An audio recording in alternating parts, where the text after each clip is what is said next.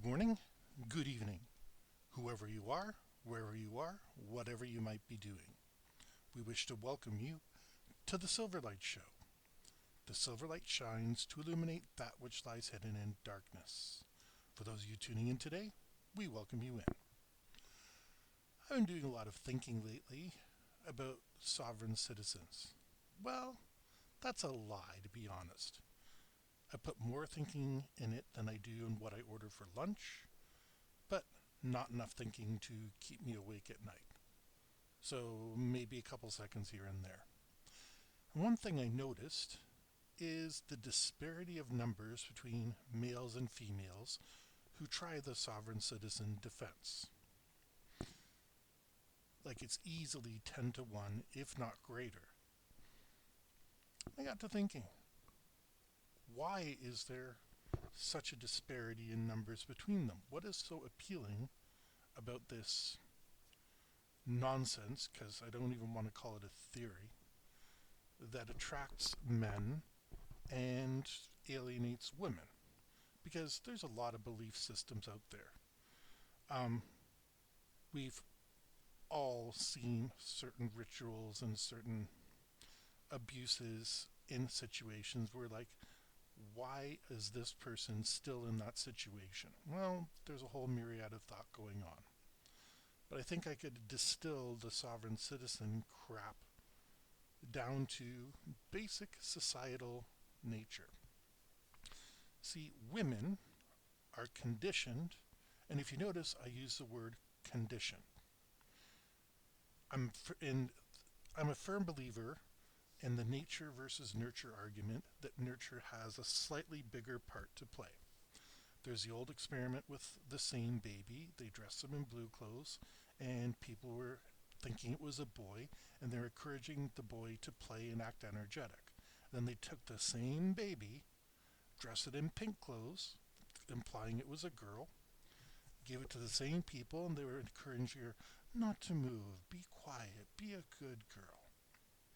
So women are encouraged to be more quiet and to be more accepting of help, to seek out a support network wherever they go. The Old Wives Club is not just a fantasy. It does exist because women conspiring together can make anything happen.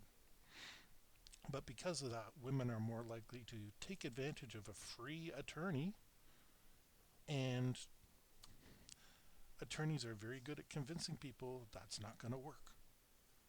You can go to any attorney, and some of them are slime that'll let you do anything as long as you pay them. But, public defenders and stuff like that are going to tell you, don't waste the court's time. You're going to get shot down. This thing has a 0% success rate. But what about men? Well, men are taught more to be independent. They're taught to do things for themselves.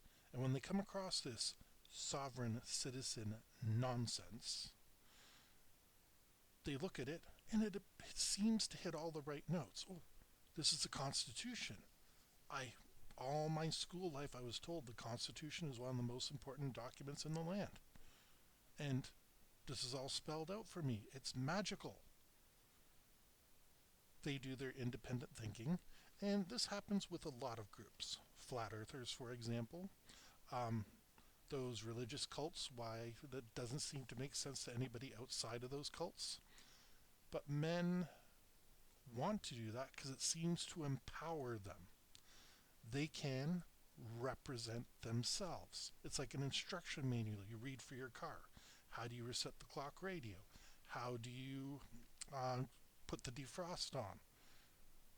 Men have a do-it-yourself mentality, again, which is conditioned into them by society.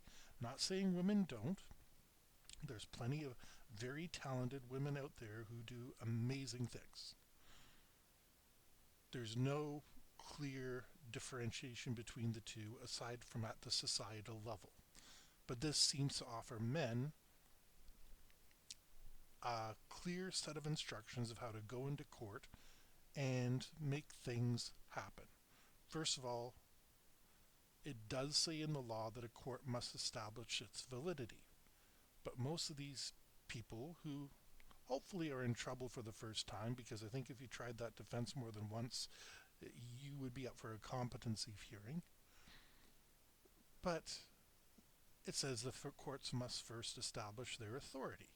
Well, most courts, when they open up, and I don't know if they do this for every single case, but they say this is under the province of Ontario, city of Washago, and, you know, that's pretty much establishing their authority. They don't need to say this section, this paragraph, this whatever, blah, blah, blah. That would make every single case a living nightmare. And you do have a right to a speedy trial. So legal shorthand does work. But men love that. Oh, I can show you have no authority over me. Yes, men love that sense of power. Judges don't. Lawyers don't. We do have a social contract. Certain laws have to apply equally, and the funny part that I find is they pretend to be part of another country, but they didn't read the Constitution where it says all men are created equal. It doesn't say anything about citizenship. All citizens are created equal. It's all men. Now, again, sexist language, what are you expecting for, what was it, 1786? Whenever the United States Constitution was written in 1984 for Canada, though Canada's done a little bit better job with updating that in the short amount of time it's had. But that's the whole thing, that they think if I keep quoting from these documents, that's going to give me the magic win, because court is not a fun place to be. I've been there a few times on traffic matters, and once on a criminal matter, and I'm going to be honest with you, my listeners, I was falsely accused of something. It was dropped, but it's pretty intimidating walking in there. You got a lawyer, but at the same token, you're stuck in a place that you don't know the rules, and that is scary. So to throw a man with that lovely touch of arrogance that men have, and yes, I am a man, hetero, cis, all that sort of things, and I recognize we all have that little touch of arrogance in us, and we love to feel superior. We've got something up our sleeve. We all want to be Batman, where we have a backup plan. And that's what makes the sovereign citizen strategy attractive to men. It's a way to stand on your own 2 feet, go into this alien environment, and think you have a chance. The truth is you don't. Once upon a time, Silverlight was studying to be a lawyer. Stuff got in the way. I switched to psychology. Psychiatry, no, I'm not going to do a doctorate ever. But I switched to psychology, and that's why I can explain this in a psychological sense. Well, more accurately, a sociological sense. Because men are conditioned in such a way that having a trump card up their sleeve, you know, the good old ace, the ace of spades, just to show that I'm a Motorhead fan. That's just simply the difference between men and women. Is it ever going to change? I don't know. We are evolving in the way that we treat our children. We're getting better at it. I like to think, yes, there's people, oh, the kids today, they get away with murder. They're not being given rules. They never get a spanking. They get water whenever they want it. Those are all good things. The spanking, I'm not going to comment on it, but everything else, yeah, giving a kid a comfortable place to live sounds like a good idea. But we're still committing the sins of our fathers onto the sins of our sons, the sins of our mother onto the sins of our daughters. We have attitudes that we unconsciously pass on.